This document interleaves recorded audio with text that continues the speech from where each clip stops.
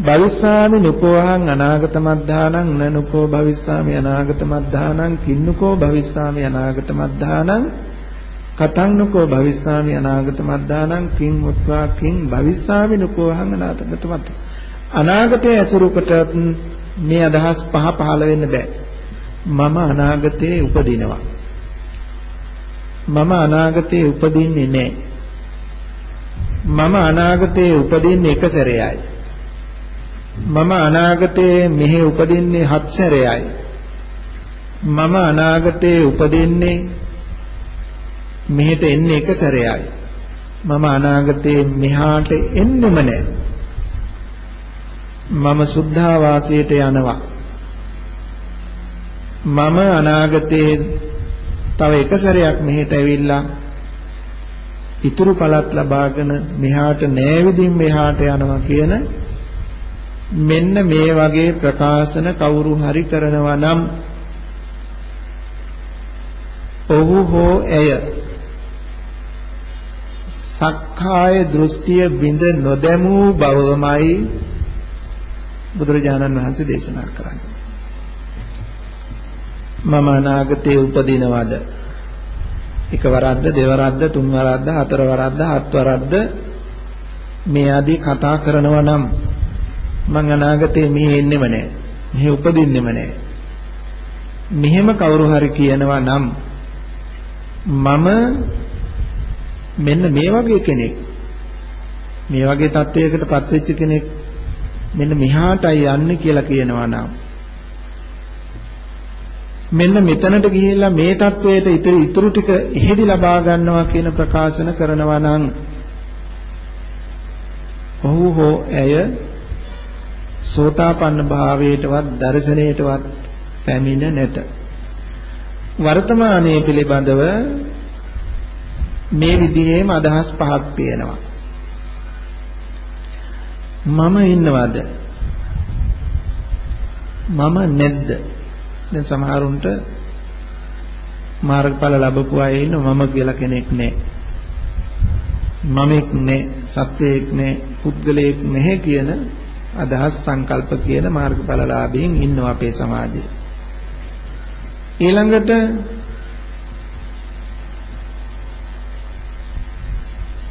නනුකෝස්මි කින්නකෝස්මි මම කවුද?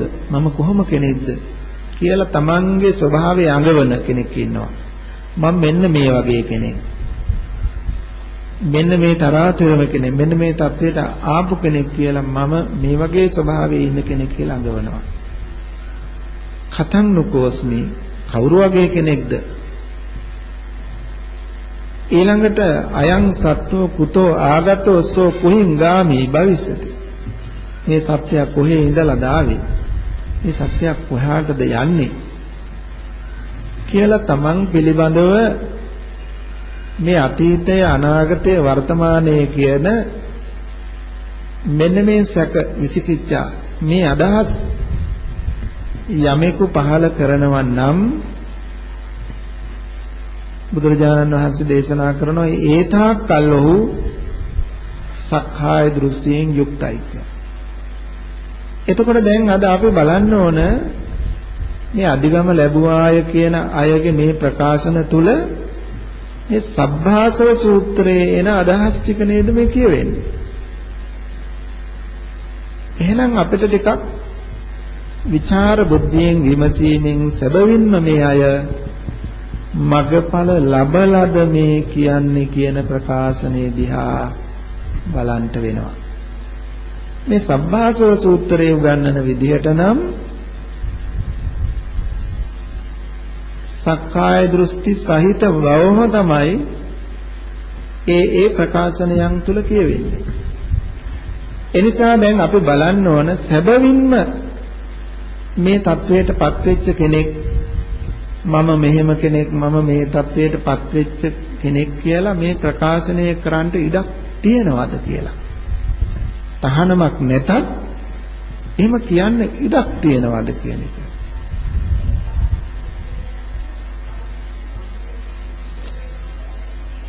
සම්පූර්ණයෙන්ම දුර වෙන්නේ ඉතුරුවක් නැතුවම සංයෝජනය දුරු වෙනවා. සක්කාය දෘෂ්ටියත් නිරෝධයි, දිඨාසවයත් නිරුද්ධයි. දිඨාසවය විචිකිච්ඡාසවය කියන අනුශය ධර්ම දෙකක්, සක්කාය දිට්ඨි විචිකිච්ඡා සීලබ්බත පරාමාස කියන සංයෝජන තුනත් ඉතුරුවක් නැතුවමයි නිරුද්ධ වෙන්නේ. ඒ නිසා දැන් අපි බලන්න ඕන මේ කාලත්‍රයේහි මේ අදහස් පහළ වෙන්නේ ඇයි? මම කියන සංකල්පය පදනම් වෙලා මම තමයි අතීතයේ හිටියද නැද්ද කියලා බලන්න. මම තමයි අනාගතයට යනවද නැද්ද කියන්නේ. මම තමයි මේ මෙහෙට ආපහු එනවද නැද්ද කියලා කතා කරන්නේ. මම තමයි කොයි තත්ත්වයේ ඉන්නවද කියලා මේ අඟවන්නේ. එතකොට මම කියන අදහස සංකල්පය මත පිහිටලා ඉන්නවා නම් ඒ සක්කාය දෘෂ්ටිය නේද? ඒ නිසා ඒ කියන ප්‍රකාශන පිළිබඳව අපි ටිකක් විචාර බුද්ධියෙන් බලන්න ඕන. බලලා ඒ පිළිබඳව සැලකිලිමත් වෙන්න ඕන. කිව්ව පමණකින් පිළිගන්න එපාය කියන කාලාම සූත්‍රයේ දේශනාව ටිකක් ප්‍රයෝජනයට ගත්තොත් හොඳයි. කවුරු හෝ එහෙම මගපල ලැබලා තියෙනවා නම් අනේ සාදු යහපත් හොඳයි. අපි මගපල ලැබුවා නම් ලැබපු කෙනාගේ මාර්ගඵලයේ අපිට කවුරුවත් ප්‍රකාශ කරන්න ඕනේ නැහැ. එයා අපිට කියලා දෙන ධර්මය, එහිපස්සික ධර්මයක් අපිට කියලා දෙනවා නම් අපට අන්නේ ධර්මෝපදේශය යම් අනුමාන වශයෙන් හිතලා විශ්වාසයක් ගොඩනගා ගත්තොත් 50%ක නිවැරදිතාවයක් තියෙන 100%ක් ඒත් නිවැරදි නෑ. අපි දන්නවා අතීතයේ මගපල ලැබුවාය කියලා හිතාගෙන අවුරුදු 30ක් සියලු ආශ්‍රවක්ෂය කළාය කියලා හිතාගෙන අවුරුදු 30ක් ඊටත් වැඩි ගණන් ඊට අඩු ගණන් රහත් භාවයට පත් වුණාය කියලා හිතාගෙන රහතන් වහන්සේලා දහස් ගණන් බිහි කළ ආචාර්ය උත්තමයෝ පිළිබඳව කියවෙනවා අපිට. තමන් වහන්සේවත් දන්නේ නැහැ ආශ්‍රව සහිත බව. ඔය ධම්මදින්න හාමුදුරුවෝ එහෙම තමන්ගේ ගුරුවරයාගේ රැවටීම මුලාව දුරු කළ හැටි අහලා ඇති. ලංකාවේ උපන් රහතන් වහන්සේ. ධම්මදින්න හාමුදුරුවන්ගේ ගුරු හාමුදුරුවෝ රහතන් වහන්සේලා දහස් ගාණක් බිහි කළ කෙනෙක්. ධම්මදින්න හාමුදුරුවෝ ගෝලයා රහත් වෙලා බැලුවා ගුරු හාමුදුරුවෝ මොන වගේ තැනකදී. අනේ උන්වහන්සේ තාම ආශ්‍රව සහිතයි. රහත් නොවි රහත් වෙලායි කියලා හිතාගෙන කෙලෙස් සැඟවිලා.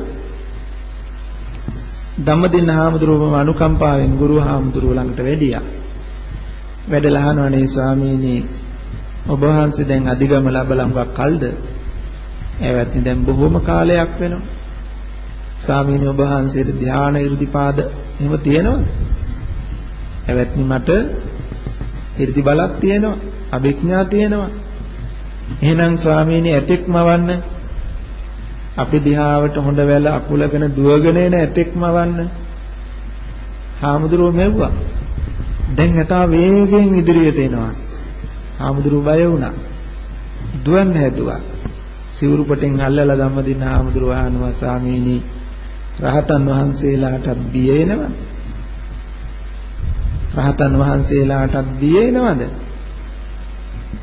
අනේ එවත්නි මට වැරදිලා තිබුණේ. ඔබ වහන්සේ මට මග කියා දෙන්නනේ වැඩි කියලා.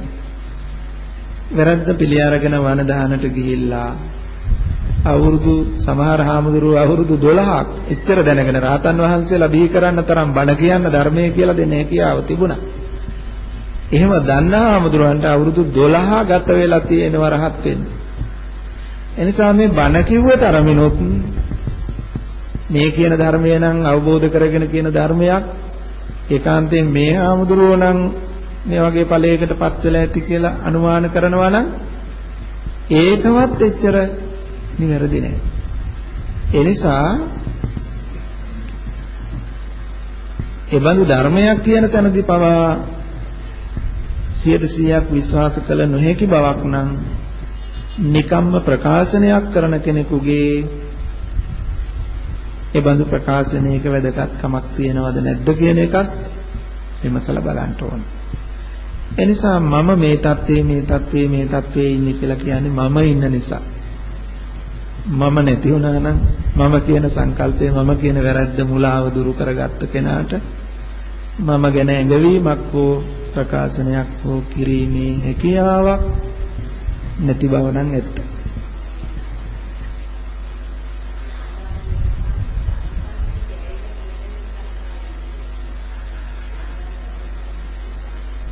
නෑ රහතන් වහන්සේ නමක් වෙනකම්ම සක්කාය දෘෂ්ටිය නෑ. සක්කාය දෘෂ්ටිය සෝවාන් වෙනකොටමයි නිරුද්ධ වෙන්නේ. වෙමි මම වෙමි කියන අනුසය පවතිනවා. වෙමි කියන අනුසය ඇති නිසා තමයි රූප රාග අරූප රාග ඇත්තේ.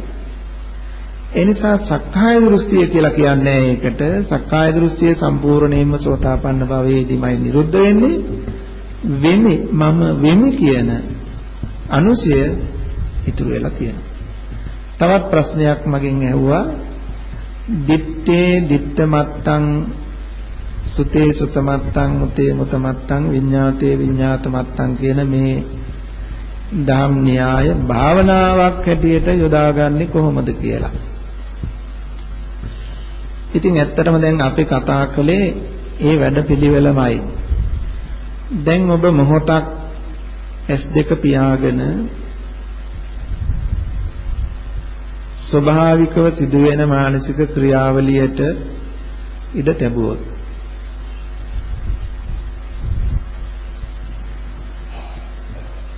ඒ හැම මොහොතකම සිතේ ස්වභාවය තමයි දැන්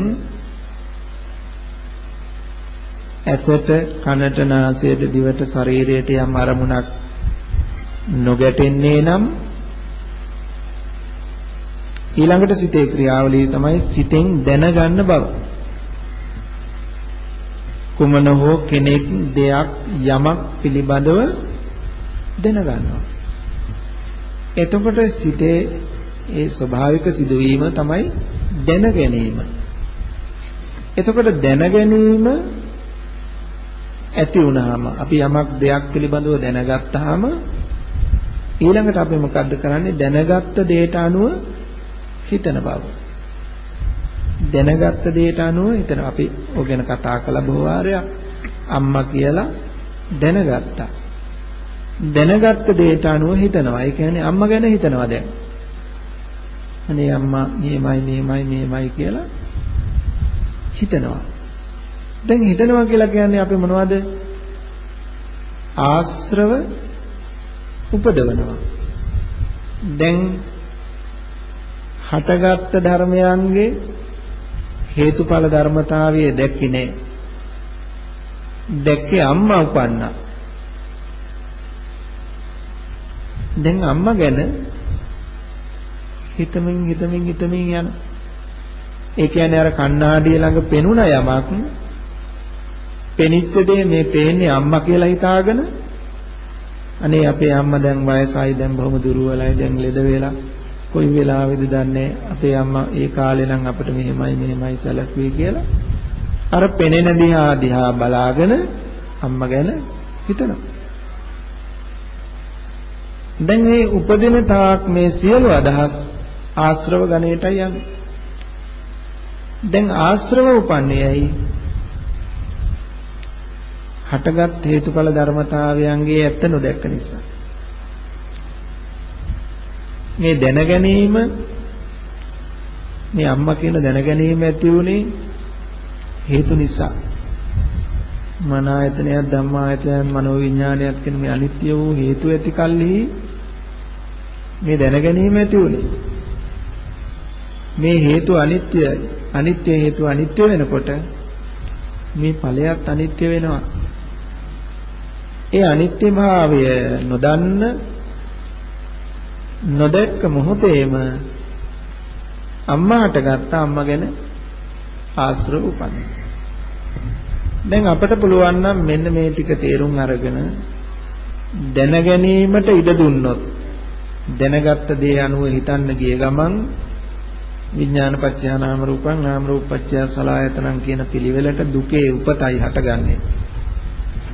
දැන ගැනීමක් ඇති වෙනකොටම අනේ මේ දැන ගැනීම මේ හේතු නිසා හටගෙන මේ හේතු නිරෝධයෙන් විරුද්ධ වෙනවා කියලා මේ උපාය ඥානය යොදා ගන්න පුළුවන් නම් අපි ආශ්‍රවක්ෂය කරන ආශ්‍රව උපදින්න තියෙන නූපන්න කුසලයේ උපදින්න තියෙන උපන්න කුසලයේ වැඩෙන්න තියෙන හේතු ඉවත් කරලා තියෙනවා. නූපන් කුසලයේ උපදින්න තියෙන උපන් කුසලයේ වැඩෙන්න තියෙන ඉඩ හදලා තියෙනවා. එතකොට අපි සතර සම්‍යක්පදං වීරිය වඩනවා මෙතන සතර සතිපට්ඨානයේ පිහිටා ඉන්නේ. එතකොට මෙන්න මේ විදිහෙන් අපට පුළුවන් නම් මෙන්න මේ තැන හඳුනා ගන්න විතරයි ඕනේ. ඊට එහාට භාවිතා කරන්න ඕන ධර්මයේ අපිට දෙන්න පුළුවන්, කියන්න පුළුවන් තව බොහෝ දේ.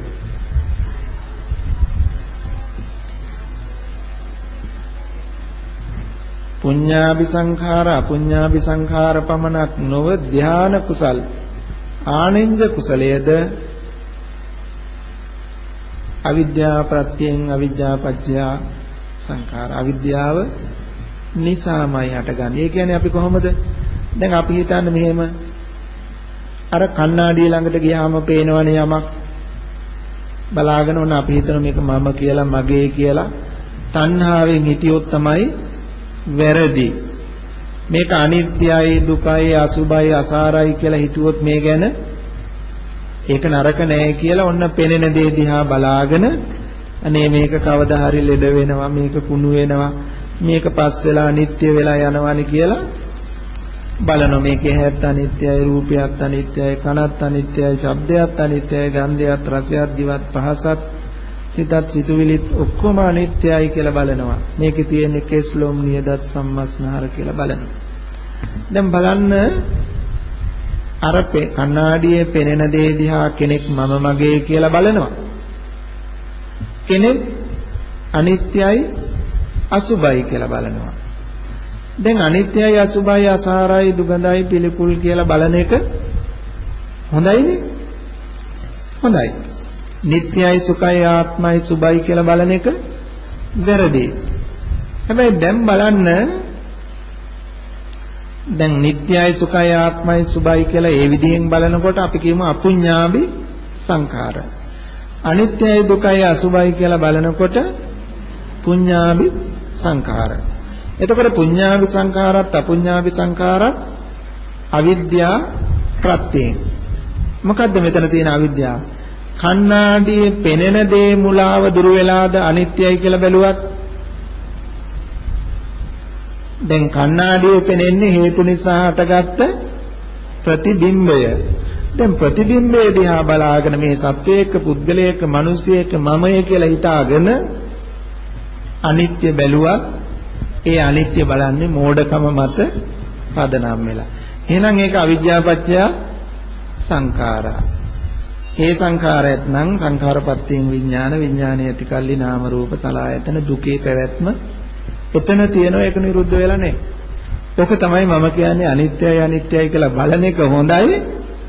හැබැයි හරි තැන පිහිටලා වැරදි තැනක ඉඳගෙන අනිත්‍ය දුක්ඛ අනාත්ම අසුභ බව බැලුවත් ඒක කුසලයක් මිසක් පුඤ්ඤාභි සංඛාරයක් මිස මාර්ගය නොවේය කියලා මේ ලෝකෙට මේ හඬ නගලා කියන්නේ ඒකයි.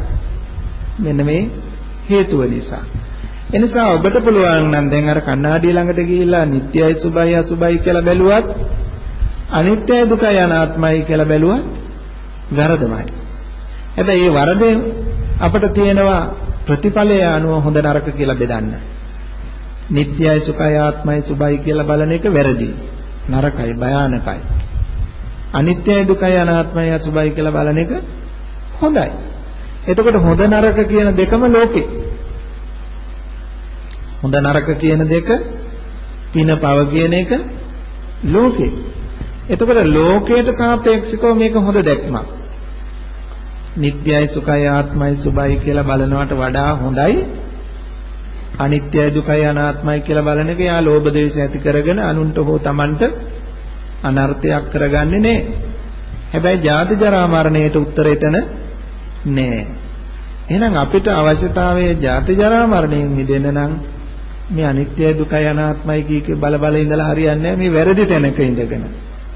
හරි තැනක ඉඳගෙන බලන්න ඕන. අපි අනිත්‍ය බලන්න ඕන කොතනද? මේ හටගත්ත දේ මෙන්න මේ හේතු නිසා. මේ අනිත්‍ය වූ හේතු බිඳෙනකොට මේ හටගත්ත දේ මේ පෙනෙන දේ අනිත්‍යයි. පෙනෙන දේ අනිත්‍යයි අපි බලන්න ඕන.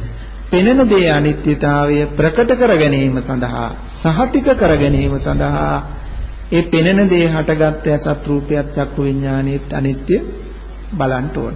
එතකොට අසත් රූපයත් චක්කු විඥානෙත් අනිත්‍ය බලන්නේ පෙනෙන දේ අනිත්‍ය බව ප්‍රකට කර ගැනීම සඳහා. පෙනෙන දේ දුක් බව ප්‍රකට කර ගැනීම සඳහා ඒ පෙනෙන දේ හදාපු අසත් රූපයත් චක්කු විඥානයත් දුකයි කියලා බලන්න ඕන. පෙනෙන දේ අනාත්ම බව ප්‍රකට කර ගැනීම සඳහා මේ පෙනෙන දේ හදාපු අසත් රූපයත් චක්කු විඥානයත් අනාත්මයි කියලා බලන්න. එතකොට මේ අනාත්මයි අනිත්‍යයි දුකයි කියලා බලන්න ඕන මේ පෙනෙන දේ ඇත්ත निराවරණය කර ගැනීම සඳහා. පෙනෙන දේ මුලා වෙලා අනිත්‍යයි කියලා බැලුවත් එයා ලෝකෙමයි. ලෝකෙන් ඈතර වීමක් වෙන්නේ නැහැ. ඒ නිසා අනිත්‍යයි කියලා බලන එක හොඳයි. හැබැයි ඉගෙන ගන්න හරි තැන ඉඳගෙන බලන්න හරි විදියට බලන්න. එතකොට ඔබට මාර්ගයේ තියෙනවා නැත්තම් කුසලය විතරයි.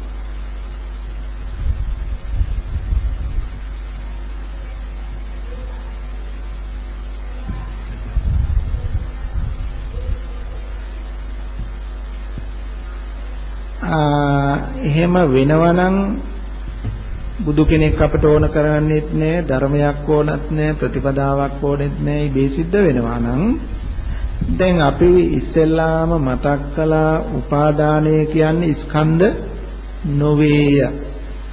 ස්කන්ධයන් ඇසුරු කොට යම් චන්දරාගයක් වේ නම් ඒ උපාදානයි කියලා. එතකොට අපට උපාදානයේ හැමතිස්සෙම භවය හදන්නේ. භවය නිසා ජාතිය. ජාතිය නිසා ජරා මරණ. ඒ නිසා අපට ස්කන්ධයන්ගේ ස්වභාවය තමයි හටගත් දේ හටගත් තැනම අපි දැක්කත් නොදැක්කත් නුවණින් බැලුවත් නොබැලුවත් අනිත්‍ය වෙනවා. අසත් රූපයක් ගැටුණාම චක්කු විඥානේ ඉපදෙලා චක්කු සංපස්සයෙන් වේදනා සංඥා සංකාර පහළ වෙනවා. අසත් රූපයක් දෙක වහා අපි දැක්කත් නොදැක්කත් වෙන් වෙනවා. ඒ සියල්ල අනිත්‍ය වෙනවා. ඒ කියන්නේ ස්කන්ධ අනිත්‍ය වෙනවා. ස්කන්ධ අනිත්‍ය වෙලා ගියත් දැක්ක දේ ඉතුරු නම් අපිට දැකපු දෙයක් ගැන හිතන්න ඉතුරු වෙලා නම් ලස්සන දෙයක් දැක්කා, මහා අමිහිරි කැත දෙයක් දැක්කා කියලා ලෝභයට අනු යන, ද්වේෂයට අනු යන හිතන්න යමක් ඉතුරු වෙලා නම් එහෙනම් අර ස්කන්ධ ටික අනිත්‍ය වුණත් අපිට දුක පවත්වාගෙන යන්න ඕන කරන හේතු ටික හදලායි අනිත්‍ය වෙලා තියෙන්නේ. එහෙනම් අපේ ස්කන්ධයන්ගේ අනිත්‍ය බව අපි දැක්කත් නොදැක්කත් ඒක අනිත්‍යමයි. අනිත්‍ය බව නොදැනගත්තොත් අපි මේ හේතු නිසා හටගත්ත දැකීම, ඇසීම, දැනීම, දැනගැනීම මෙන්න මේවා නිරුද්ධ වෙන්නේ නැහැ. දැන් අපි උදේ එනකොට දැකීමක් ඇති වුණා නම් යම් ඒ දැකීමට හේතු වූ ඇහත් රූපයත් චක්කු විඥානයත් චක්කු සංපස්සයත් චක්කු සංපස්සයෙන් හටගත් වේදනා සංඥා සංකාර සියල්ලම අනිත්‍යයි. ඉතුරුවක් නැතුවම අනිත්‍යයි. දැන් කිසිම විවාදයක් නැහැ. හැබැයි අපිට දැන් ඉතුරු වෙලා තියෙනවා දැක්ක දෙයක් පිළිබඳව. මොනවද ඉතුරු වෙලා තියෙන්නේ? රූපේද, ඇහැද, චක්කු විඥානේද, සංපස්සේද, වේදනාවද, සංඥාවද, සංකාරේද? මොකද ඉතුරු වෙලා තියෙන්නේ? ආශ්‍රවය. ආශ්‍රවය ඉතුරු වෙලා නේද? එතකොට දැන් අපි එතන යම් තැනක ඇත්ත නොදැක්කොත් Nirodha නොදැක්කොත් හටගන්නේ මොකද්ද? ආශ්‍රවයක්, ක්ලේශයක්, ආශ්‍රවයක් උපදිනවා. දැන් අපිට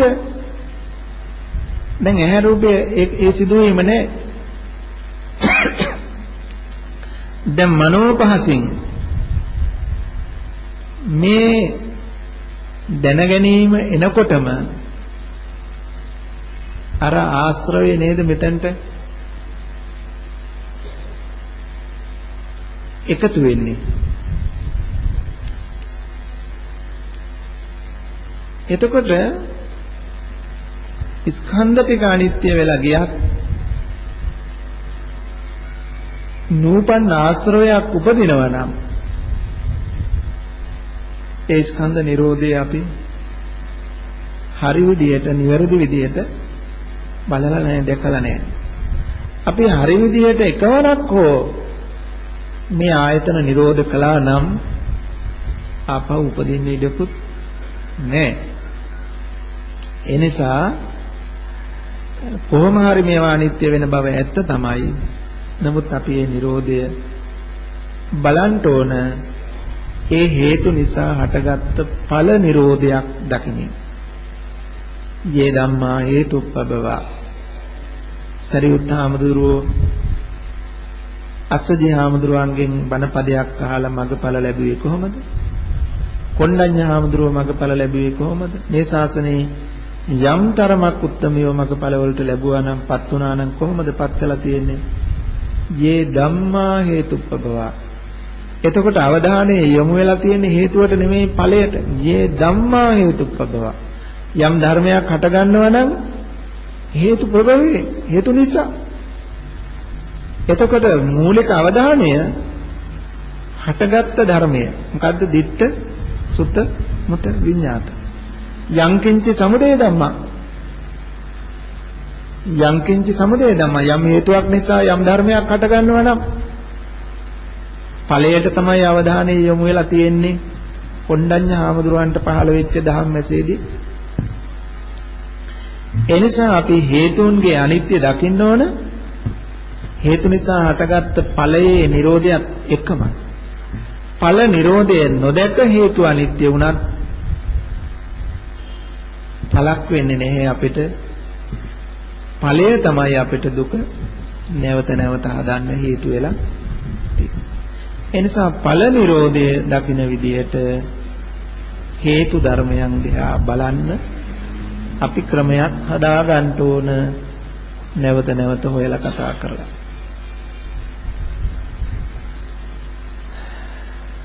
දැන් වෙලාව 4යි. එහෙනම් දැන් ඉතින් අදට අපි නිමා කරමු. පසුව මේ බණ නැවත නැවත අහන්න මේ කැසට් පටි අරගෙන. නැවත නැවත අහලා ලියා ගන්න එන ගැටලු තැන්. ප්‍රශ්න ලියාගෙන එන්න 100ක් 1000ක් වුණක් කවන්නේ ලියාගෙන. කොහොම හරි එක්කෙනෙක් හරි මේ ටික තේරුම් ගත්තොත් ඒකයි වැදගත් වෙන්නේ.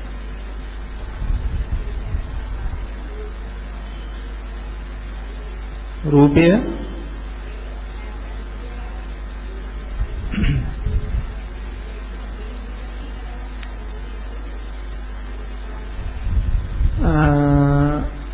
ඔය වැරද්ද ගැනම තමයි අපි මෙතෙක් වෙලාවම කතා කළේ. දැන් අපි ඇහැ අනිත්‍යයි, රූපය අනිත්‍යයි, චක්කු විඥානය අනිත්‍යයි අනිත්‍යයි කියලා බලන එක මම කිව්වා හොඳයි කුසල්. නමුත් අපි බලන්න ඕන ඇහත් රූපයත් චක්කු විඥානයත් අනිත්‍ය බලන්න උනේ ඇයි? මොකටද බලන්නේ?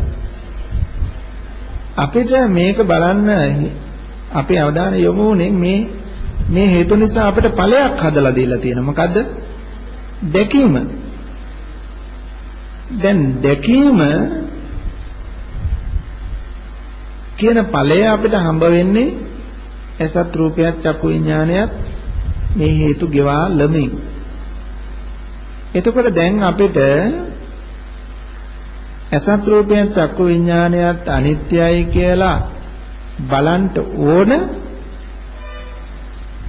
මේ හේතු නිසා හටගත් ඵලය නිරුද්ධ වෙන විදිහට නිරුද්ධ කිරීම සඳහා. එතකොට මේ ඵල ධර්මයට මෙන්න මේක නිරෝධ කිරීමටයි මෙතන බලන්නේ, මෙතන අනිත්‍ය බලන්නයි මෙහි අනිත්‍ය බලන්නේ කියන නුවණ නැත්නම් ආශ්‍රවක්ෂය වෙන්නේ නැහැ. ඇයි ආශ්‍රව උපදින්නේ? ඇස නිසාවත්, කන නිසාවත්, ශබ්දේ රූපේ නිසාවත්, චක්කු විඥානේ නිසාවත් නෙමෙයි.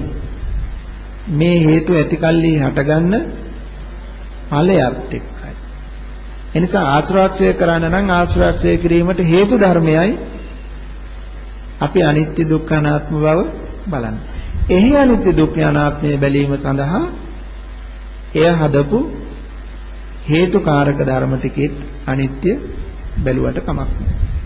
එතකොට මෙන්න මේ ටික දැනගෙන දැක මෙතන බලනවා නම් හොඳයි. එසේ නොදැන නොදැක මෙතන බලනවා නම් ඒක කුසලයක් මිස මාර්ගය නොවේ. එහෙනම් දැන් අපි මතු දවසක ඉතිරි ටික නැවත කතා කරමු. ප්‍රශ්න හදාගන්න, එකතු කරගන්න, ලියාගන්න.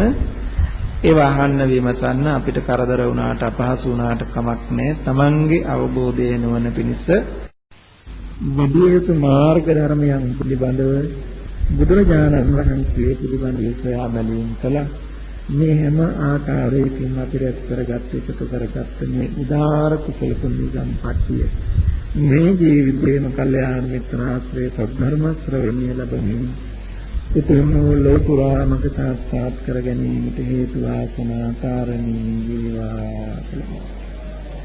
මේ රැස් කළ උදාාර කුසල පුණ්‍ය සම්පත් මත බුදු වෙන බුද්ධ බෝධිසත්වයන් වහන්සේලා ඇතුළු ශාසන මානක උපකාරක මේ ස්ථානයේ මේ ගමට පලාපට රටට ලෝකයට අභිග්‍රහිත පින් කැමැති සියලු කල්යාණ මිත්‍ර දේව සමූහයාට පින් අයිති වේවා, දිවිසිරි වැඩි දියුණු වේවා, සතන බෝධියෙන් අමා නිවනින් සැනසෙත්වා කියලා සාදු කියලා දෙවියන්ට.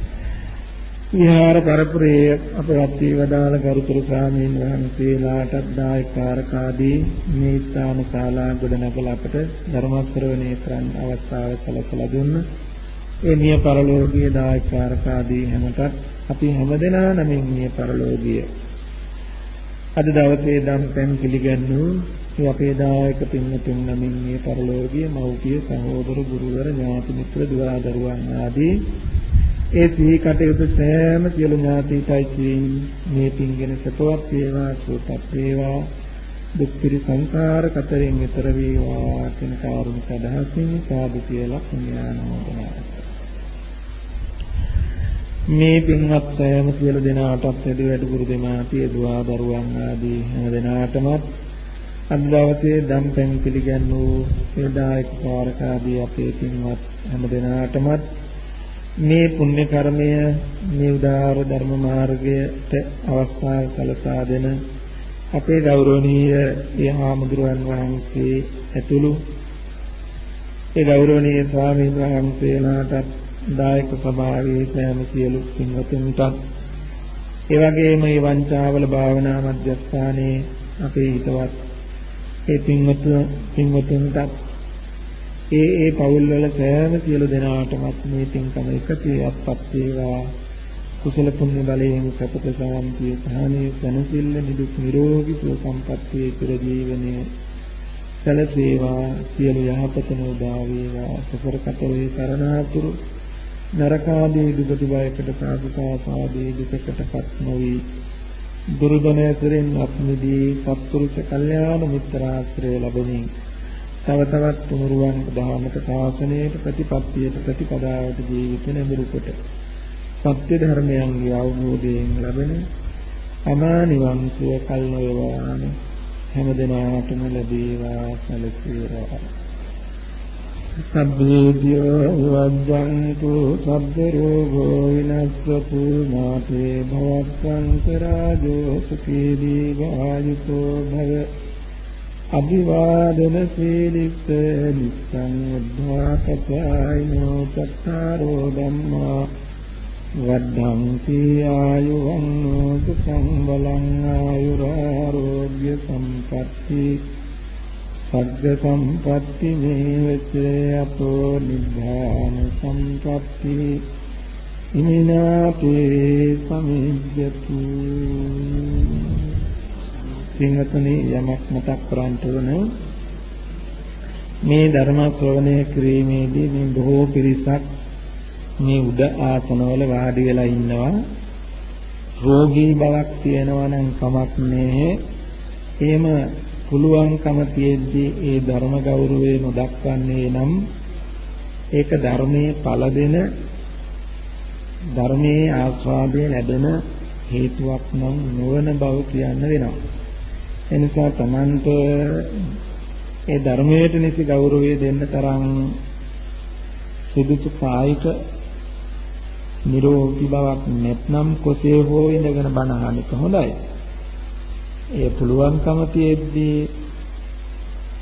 එහෙම නොවෙනවා නම් ඒක කුසලයක් නොවන බව මතක් කරගන්නත් ඕනේ.